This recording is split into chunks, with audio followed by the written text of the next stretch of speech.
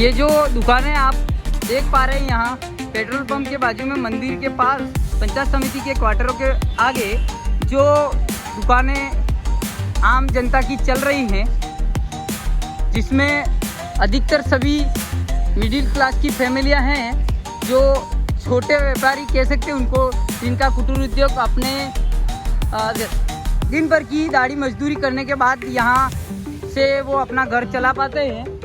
देखे होंगे आप, ये दादा बेटे हैं। ऐसे ये सारे तमाम दुकानदार यहाँ अपना घर गुजारा करते हैं। इन दुकानों से कुछ छोटा मोटा अमाउंट कमा कर जाते हैं और अपना घर गुजारा करते हैं। ऐसी स्थिति में देखने की बात यह है कि ये जो आपके सामने पाटीदार कॉम्प्लेक्स है, जिसको आप कह सकते हैं सागवाड़ा की शान है, सागवाड़ा की शान मानते हैं, लेकिन अमीरों का अच्छा दिखाने के लिए गरीबों के झोपड़े गिराना ये काफ़ी हद तक उचित नहीं है। और देख सकते हैं आप, जैसे कि कॉम्प्लेक्स की वैल्यू बढ़ाने के लिए उसकी दुकानें नीचे थी, उनको ऊपर करने के लिए किस तरह से इन गरीबों की दुकानों को ऊंचा कर दिया गया है। जैसे इनका यहाँ काम करना भी मुश्किल हो चुका है। आप देख सकते हैं यहाँ से लगाकर बैंक तक पूरा रोड रातों रात किस तरीके से इन्होंने खोदा।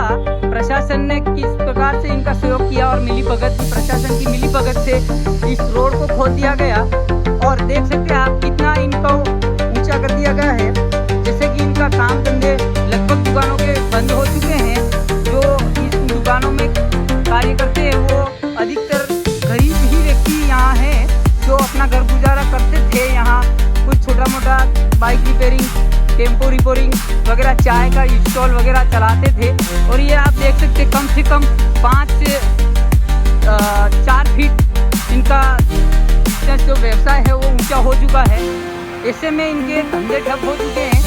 देख सकते हैं आप, इनको काम करने के लिए भी जैसे तैसे करके ये जुगाड़ करके यहाँ तक सीमेंट गट्टी करवा के कोई कुछ तो जो सक्षम है वो कर पा रहे हैं, जो सक्षम नहीं है वो चले गए हैं बंद करके। आप देख सकते हैं ताले। इसकी वजह ये जो बड़ा कॉम्प्लेक्स है उसको फायदा पहुंचाने के लिए प्रशासन की मिलीभगत से किस तरह से इस रोड को खोदा गया। अगर एक गरीब रोड खोदता है तो उसे नल कनेक्शन लेने के लिए तो उसकी एनओसी के लिए उसको हजारों चक्कर मारने पड़ते हैं, लगभग उसके जूते गिर जाते हैं। बावजूद उसके पैसे जमा कराने के बाद भी उसे एनओसी बड़ी मुश्किल से मिलती है, जबकि वो 10 या 15 फीट का रोड खोदता है और 2 या 4 इंच की ही जो पाइप डालने के लिए खोदता है।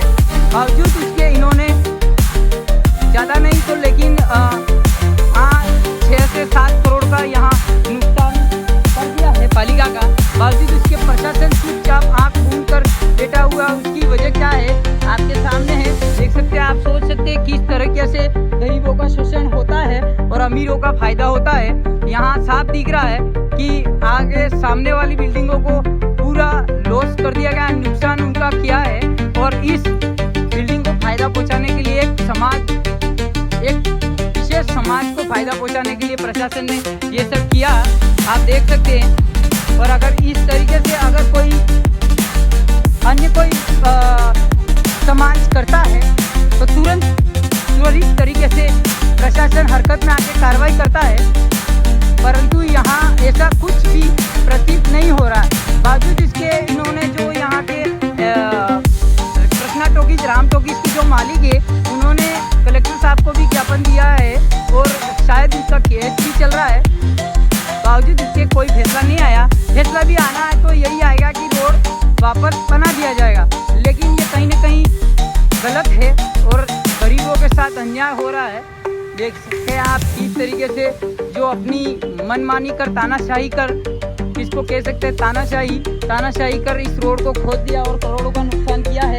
अगर इस जगह पे अगर कोई और समाज होती तो तुरंत कार्रवाई होती और 8-10 जनों को जेल में ठूस दिया जाता, लेकिन यहाँ इस बड़ी समाज को देखते हुए इन्होंने 1% भी कार्रवाई का कुछ भी मामला नहीं किया है। देख सकते हैं आप, ये सारी दुकानें बिल्कुल नीचे हो गई है। और अब यहाँ तक बात आ गई है कि महात्मा गांधी जी ने राष्ट्रपिता कहा जाता है, उन्हें भी स्थानांतरित कर अभी यहाँ स्थानांतरित कर यहाँ स्थापित करने की बात कर रहे हैं, लेकिन शायद आने वाले समय में ये महात्मा गांधी की जो दांडी यात्रा है उसे भी किसी कबाड़े में बेच देंगे, ऐसा मुझे प्रतीत हो रहा है। अगर आपको क्या लगता है इसे कमेंट में ज़रूर बताएं। धन्यवाद दोस्तों।